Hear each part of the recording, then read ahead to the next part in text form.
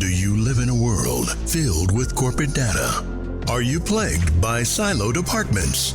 Are your lackluster growth strategies demolishing your chances for success? Are you held captive by the evil menace, Lord Lack? Lack of time, lack of strategy, and lack of the most important and powerful tool in your superhero tool belt, knowledge. Never fear, HubHeroes. Get ready to don your cape and mask, move into action, and become the Hub Hero your organization needs. Tune in each week to join the League of Extraordinary Inbound Heroes as we help you educate, empower, and execute. HubHeroes, it's time to unite and activate your powers. Are we activated yet? Oh, we're so I don't know. Are we all too excited? Exhausted, activate rather. your powers. Yeah, Oh, fully boy. activated. it sounds like it, brother. Well, good morning, everybody. As you can tell, we're just ready to go. What were we, Max? Terrified? Fully Tired? activated now. Fully activated? Yeah. Terrified, tired, and frustrated, and that's a new one. Dang. excited to talk about HubSpot. Yeah, that is a new one. Yeah. that's- All the things. Yeah, and I'm very excited about this week because Chad, after we hopped off recording last week, made a really good point. It has been a while since we have given love Mhm. to the HubSpot Service Hub. Now, I personally have a soft spot for HubSpot Service Hub, even though I don't really get to use it. My entire background before I went into marketing for about 8-9 years was in customer service. And without naming companies, I will say, if you were asking for a supervisor, it was usually me. And I was really sorry. Oh. And there was nothing I could do. Yikes! Dang. Oh my gosh. That's No, so but good. service team, one of the things I love about HubSpot Service Hub, and George, I'm going to have you give a quick primer on it here Yeah. in just a moment. Yeah.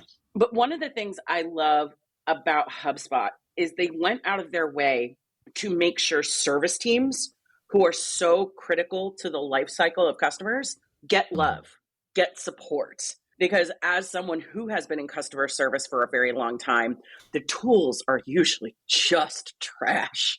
Like it's awful. So George, before we dive into today's conversation about the knowledge base, Yeah. as I was putting today's Wow. conversation together, Mm. I could not help but wonder how many people are really that familiar with the HubSpot Service Hub. Maybe they've heard about it, maybe they haven't, but just give us a quick primer on what it is. And just in your experience, are we still seeing folks maybe not jump on it as quickly as we think they should be? Yeah, it's interesting because part of the answer might even be in the way that you maybe mistakenly, or what's that Freudian slip? How do I Yeah, want to say it's a this? Freudian slip. You're like knowledge base. Whoa, hey. Whoop. Service Hub is way more than that, right? A Service Hub Oh, has grown into kind of this all-in-one, obviously toolkit. It's about delivering exceptional customer service, but it's also become really about communication.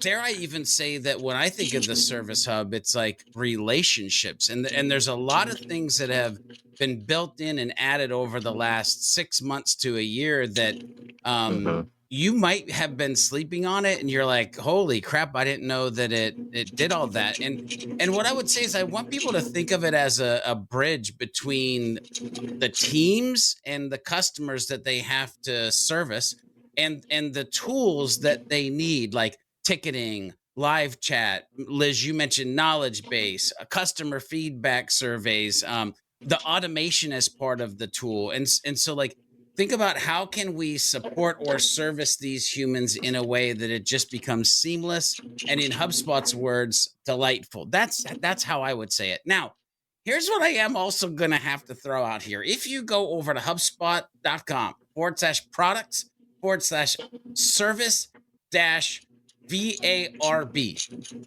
I'm not sure what VARB stands for, ladies and gentlemen. Varb. Yeah, but if you open up the product description of the product that I just described, it says customer service software powered by AI to scale support and drive customer retention. AI. Cheers. Thanks. Like, anyway, So, but it is a suite of tools that a lot of organizations, and by the way, I'll add in very smart tools lately that people need to just not be sleeping on and be checking it out. Yeah. Chad, what are your thoughts on that? I know you also have a soft spot like me for Service Hub. I'd be curious your thoughts on adoption and whether people are actually kind of like catching the vision of what it really is. I don't think that a lot of people really truly understand the depth and configurability of that tool. And I think that also stems from the same kind of issue that a lot of CS reps feel when they work in customer success and customer service. Like some people use service-based tools for customer success. Unfortunately, some people use sales-based tools for customer success too, which that's a whole nother couple of episodes diving into some other things like the CS workspace, which is built on top of Service Hub, like not on top of, but adjacent to Service Hub to get people out of Service Hub who don't belong in Service Hub. Because a lot of people end up putting a lot of processes into Service Hub that don't belong in Service Hub, right? But I would say like the issue that I end up seeing a lot is it's quite configurable to fit a large array of businesses, as with most of HubSpot, right? And because of that, that's the same for many, many service tools out there, right? Many service tools have this problem where they are poorly configured because I don't think they have like an internal user journey map for all of the weird types of problems that come in and a good way to handle the stuff that doesn't fit the map, right?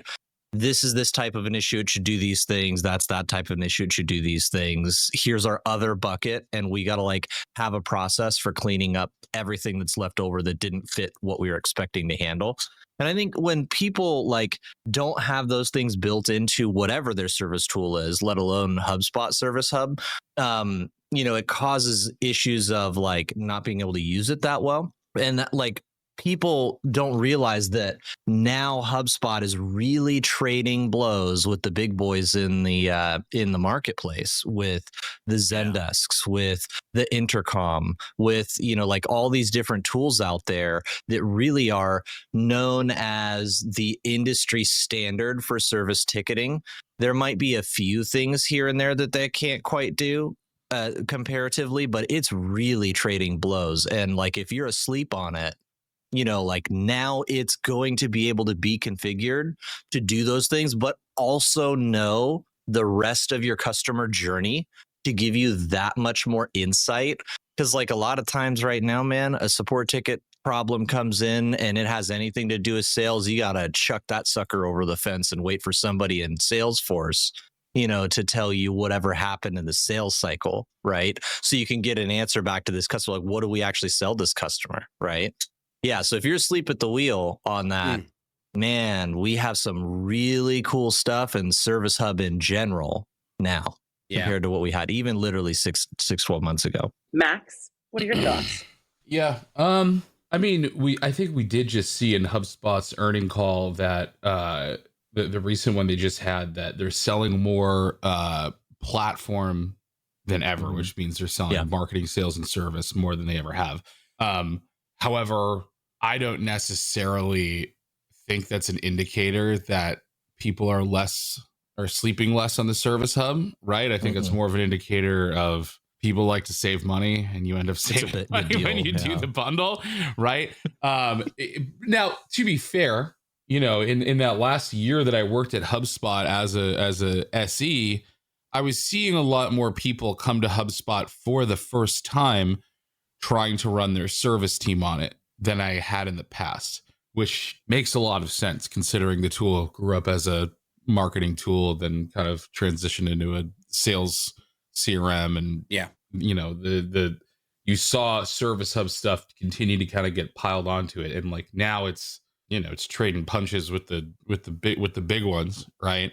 But do I think the same age old problem that we've seen where, folks still look at customer success or customer support or, any sort of part of the organization that's just dedicated to helping customers is a moneymaker or like a money pit?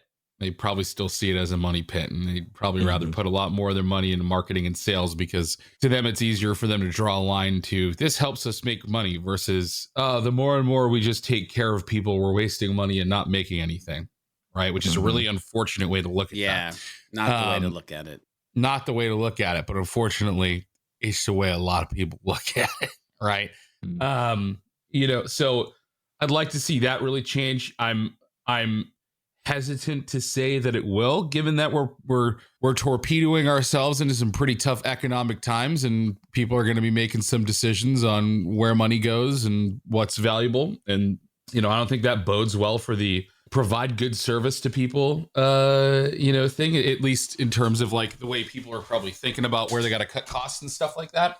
But I think the folks that really understand the value of doing right by your customers and taking care of your customers and the positive impacts that have might also realize it's going to be one of the most important things that they can continue to focus on doing as we head into a time of uncertainty and turmoil and things like that. Right. So let's dig into the specific piece of Service Hub that we're going to be talking about today, which is knowledge base. My Freudian slip gave that away earlier. Oops. But George, what's the TLDR, the quick summary of what knowledge base is, or maybe in your mind, what people think it is versus what it should be? Well, let me even take a step back, because I want everybody to realize that, first of all, Max, you're talking about these like times of uncertainty, which really leans into the conversation about maybe having a system where you can do a self-service experience, right? Yeah. You can provide more with less. And so while we're going to dive into the knowledge base, we can't really have this conversation without talking about the Breeze customer agent.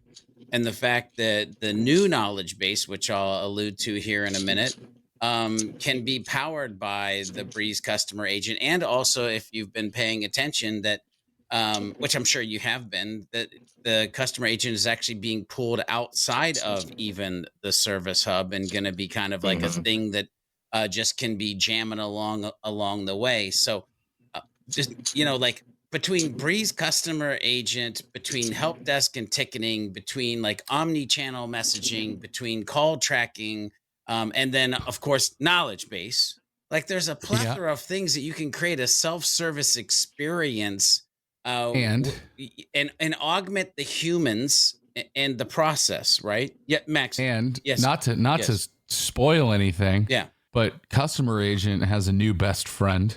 Yes. Very related to the topic that we're talking about today. Go ahead. Knowledge base agent. Yes. Which is frankly one of the craziest things I've ever seen. Yeah. Don't know what to write. Anyway. Yeah. It's in your CRM. Yeah. Like, you know what I mean? Like, it's there. I'm sure we'll get to it. Yeah. But yeah. Yeah. So that's the first thing I want to do is for anybody who has tried Service Hub historically, is the old knowledge base, like that's not where it's at. And you really need to think about and if you have been using it, how do I go from the historic knowledge base to what is the breach, like the beta version of the knowledge base, because that's where it actually will work with the knowledge base agent, the customer agent, all of that. And so that's the first part. But knowledge base, listen, literally it's and people use it in different ways. So I'm curious how Chad and Max will throw down on this as well. But when I think about a knowledge base, it's a place where I can create content that I can use in the service process, or people can Google. We've all done this, Googled, and we end up at knowledge.hubspot.com, and there's a knowledge article, and it's where we can educate people on the intricacies of doing business with us, using a product we might have or a service we might provide. And so it's like step by step. And when I think about the HubSpot knowledge base, it's like, this might be text, it might be image and text, it might be image, video, and text, it might be links to other things. Like there's just so much. But think of it as a repository, maybe the cousin or brother or sister, I don't know, use whatever analogy or metaphor that you want, to like your blog article, right? If you're doing some type of resource center with blog articles, it's like that, but different, in particularly like a deeper customer centered scenario. So that's just knowledge base in general, and some pieces that come to mind. Yeah, I think the way I always like to think about it is that it's a heat shield for your human beings that actually help people with problems, right? So like there's this concept, a lot of like ticket deflection, right? You see it a lot with like customer agents, knowledge bases, or not knowledge bases. Knowledge bases, but you see it a lot with like, chat bots and the earliest version was an FAQ section of your website, right? It was a list of questions people asked you frequently. And if they were asking you those questions frequently, it means you were frequently taking people away from doing their job to answer them, right? And so like knowledge base is the ultimate version of that, right? But it still serves the same purpose, right? One, sure, people like we are in an age where people would rather not talk to you, human being, and find out on their own. So it solves that piece of the utility, right? But then the big piece is that you got to remember how much time is taken away from your employees from doing really important, hard stuff that they need to do, right? Answering the same questions over and over and over and over again, right? So they call that like ticket deflection, right? Where instead of like opening up a ticket and taking someone's time, you're deflecting that away. It's acting as like a heat shield, right? So you've got all these people coming at your customer service folks with all these questions, but 90% of them can be answered in an article, right? And the whole idea is that if there's 10% of those issues that are really difficult to solve that you can't just solve with an article or telling people what the answer is, right? It's going to be really, really, really difficult for your limited amount of customer success people with a limited amount of time to be able to focus on those 10% of really, really bad issues when they also have to focus on 90% answering the same question over and over and over again. Right. Yeah. So like the physics of it is the knowledge base heat shields all of that time and wasted effort that people would spend on bullshit that can easily be answered in an article so they can focus on the tough stuff. Right. And so those really tough problems don't end up becoming really, really big ones. The only thing I want to point out, though, and this is taking me back to the time when I used to manage a customer service team, and I'm about to bring up one of your favorite words, George, and that's mindset. Well, I understand tactically what we're saying about it being like a ticket deflection. I have found, like, whether I was training service teams or creating documentation for service teams, the more we use language around the idea of trying to prevent us from talking to our customers, the more I noticed our service teams did not want to talk to people and would actually act annoyed anytime the phone rang, particularly if it was something valid. So there is like, it's all about messaging, right? Which we know is one of my favorite things. And I'm not saying it's spin. I think it's more important to think about like, how are we giving our customers the best experience possible and making it easy for them to get their problem solved. I'm not, by the way, I'm not saying that you are like, no, I get it. Deflect, but like I've noticed that little subtle language shift is really important because inside those teams, and I used to have to call the people on my team out on this all the time. I'd see one person pick up the phone like, oh God. I'm like, no. Well, those people shouldn't be working customer service. It didn't last very long. Straight up. But that's the thing, though. Service teams, depending on the size of the organization, tend to be very densely populated. So you can have a number of folks who actually would be fantastic in that role, but given the pressure they're usually under, given the fact that they're often under-resourced, negative energy and mindsets are incredibly toxic because they are also very contagious, even with your best performers. Yeah. And so that's where the language around how you use these tools gets so critical. Because I had one person, the one person I was thinking of, I'm like, yeah, she didn't last like 2 to 3 months, but her damage was lasting. Sure. And it started with, well, oh God, these people are so stupid. Why couldn't they just look it up on the site? Like it becomes very problematic very quickly, depending on how you talk about what your relationship with your customers is. Oh yeah, 100%. But the thing is like a lot of the times when we talk about ticket deflection, there is a concept of, yes, free up their time so they can focus on the really hard stuff too. But there's also this whole, managing burnout and building negative sentiment, right? Because think about that same frustrated customer when they pick up the phone 7 times in a row for people trying to figure out how to reset their password, right? that's only going to make that 10 times worse, right? See, I want to have a whole conversation. It's not about when I say ticket deflection, a lot of that sounds like we don't have to deal with them. Well, no, it's not that. It's really empowering the customer to handle it, right? Yes. And it's all in how we talk about it. Yeah, for sure. And you also you have opportunities to create really good experiences for them, right? Because when they go, wow, I went to their knowledge base and I found an answer to my question in a second and I was able to solve the problem. That feels way better than, I had to wait on hold to get on the phone with somebody and they told me something that ended up being super easy, but it took me 5 hours to figure out the answer. Right. Oh yeah. And so that to me, it's, the deflection part is more like avoiding all the negative stuff that comes from just having human beings be the bottleneck to be the answer. Right. And the negative effect that has not only on the customers, right, but on the actual reps themselves. That is such a grueling job. You get it. You've seen probably the nicest people in the world turn into monsters at the end of the day from answering phone calls. Right. I mean, you would be surprised. So I'll name it. It's been years and years now. I worked at I ran a customer service team at a very small publisher. It was only 3 or 4 of us. And we dealt with the same type of negative energy. And I was also a supervisor at a call center for Comcast. I have done the spectrum. Oh, yeah. I can only imagine that you were very sorry and that there was nothing that you could do about it. And I literally was sorry. And there literally was nothing I could do. It was absolutely tragic. So, but what's fascinating about it is that I think some folks listening to this conversation might say, oh, well, we don't have a big customer service team, or, oh, we have a big customer service team. I will tell you the problems were the same, the volume and velocity. And I will say there was a distinct difference in company culture.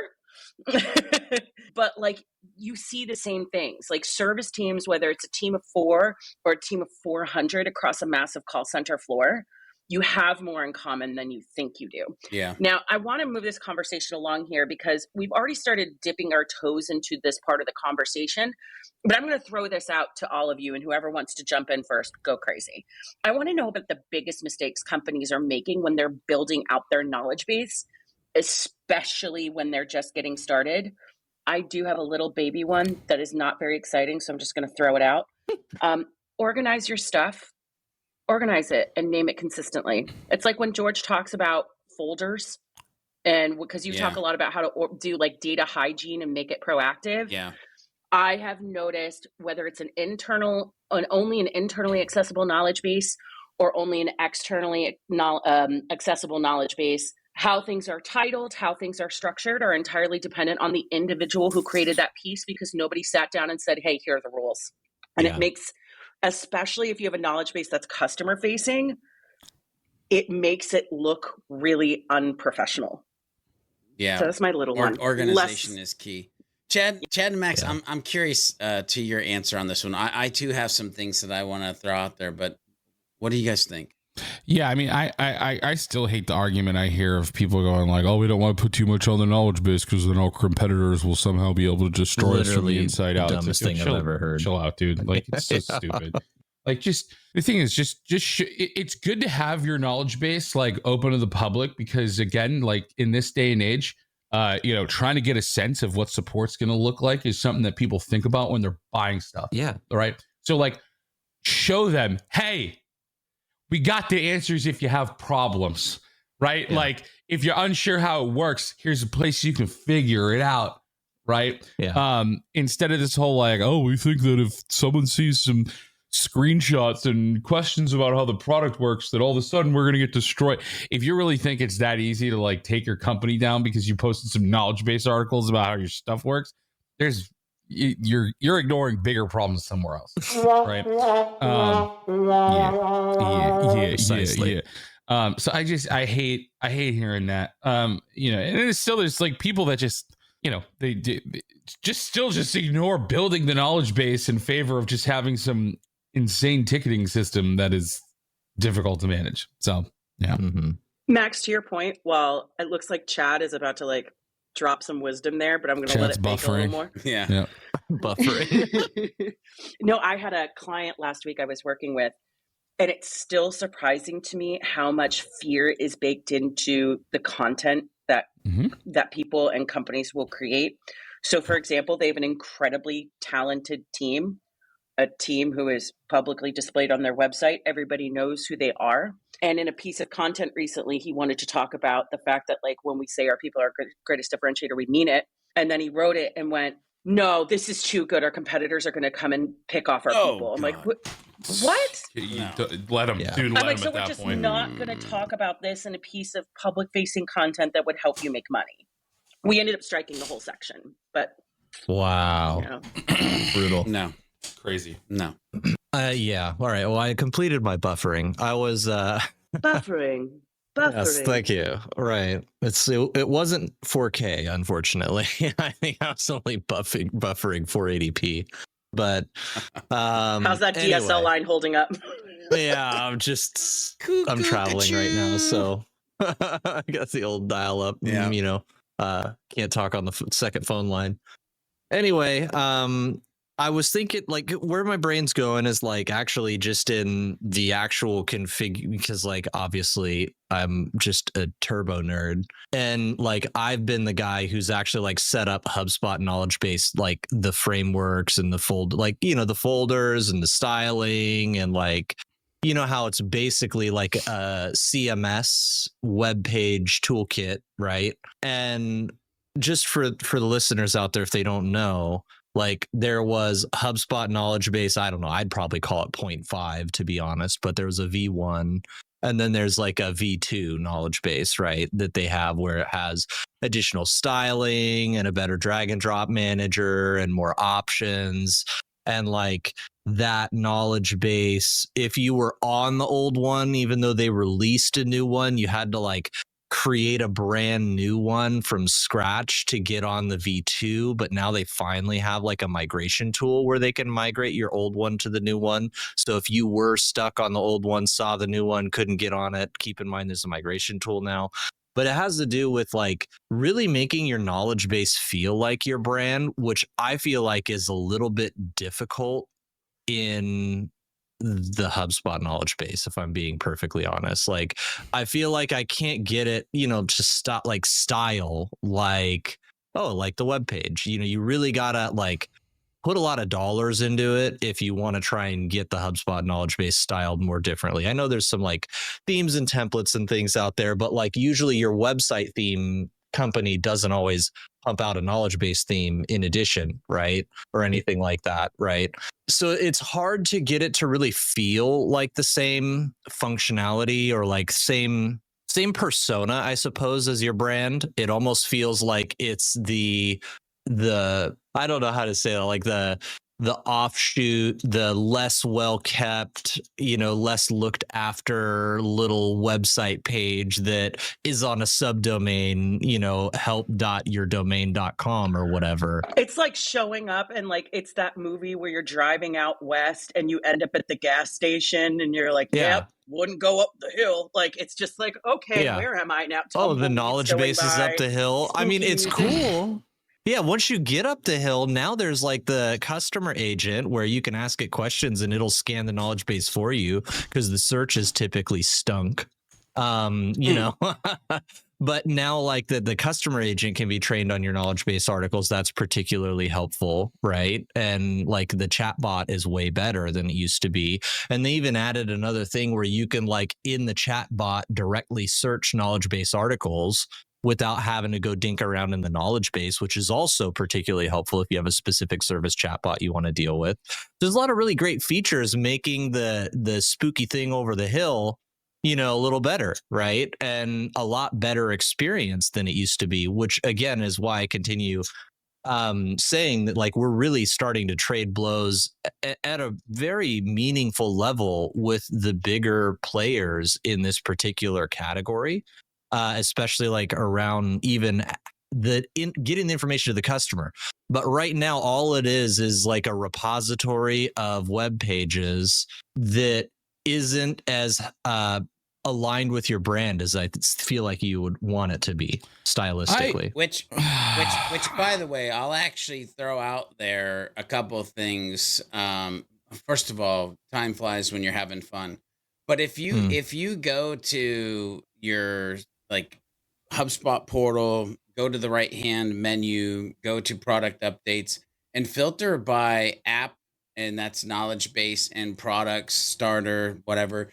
You're gonna see like customization tools. They launched let's see, March 12th. So what's today? Later than that. It doesn't matter. Who knows when you're listening to this.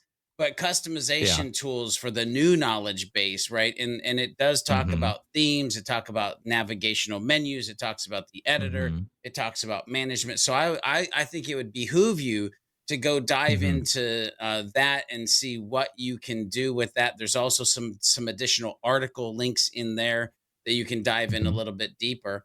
But holy crap, I can't believe that we're almost running out of time. And I want to be, as the content kind of nerd guy or communication nerd guy, which, by the way, I think Max, Chad gave you your next hat idea. What he said, what did he say? I forget, nerd. How did you call yourself? I don't know, something about a turbo nerd. I think there should be a nerd. hat that I'm a turbo nerd. I think that's a new hat idea. But I want to talk about curse of knowledge for a second, because when you go to write these articles, what I would beg you to add in is the mindset of simplifying the complex. Because you can't write a knowledge article based on your expertise to show off how knowledgeable you are about the thing. You have to write the knowledge article in a way that I, the human, the non-technical person, the person that doesn't work there, the person that doesn't even know that I should reboot before I call you, that kind of person, like I can just read it and I get it. And so you've got to get out of your curse of knowledge. And I don't know if this is by having somebody else that is not you write the words that you dump out of your brain, or if you use some type of AI assisted solution to just simply say, hey, take this information that I, the turbo nerd, have put in here and simplify the complex for the humans that might be reading it. It's totally up to you.